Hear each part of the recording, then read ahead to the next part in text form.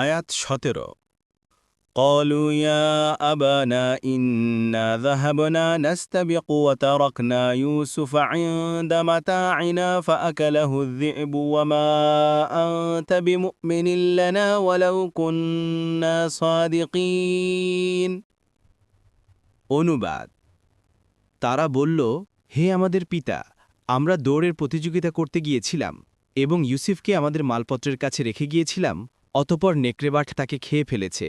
কিন্তু আপনি তো আমাদেরকে বিশ্বাস করবেন না, যদিও আমরা সত্যবাদী হই।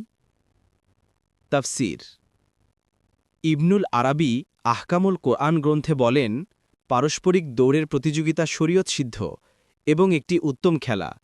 এটা জিহাদেও কাজে আসে। এ কারণেই রাসূলুল্লাহ সাল্লাল্লাহু আলাইহি ওয়াসাল্লাম স্বয়ং এ প্রতিযোগিতায় অবতীর্ণ হওয়ার কথা সহিহ হাদিস দ্বারা প্রমাণিত আছে। তাছাড়া ঘোড়া দৌড়ও প্রমাণিত রয়েছে। রাসূলুল্লাহ সাল্লাল্লাহু আলাইহি ওয়াসাল্লামও তা করেছেন।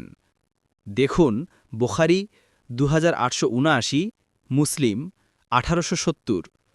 সাহাবায়ে কেরামের মধ্যে সালামা ইবনে আকওয়া জনৈক ব্যক্তির সাথে দৌড় প্রতিযোগিতায় বিজয়ী হন।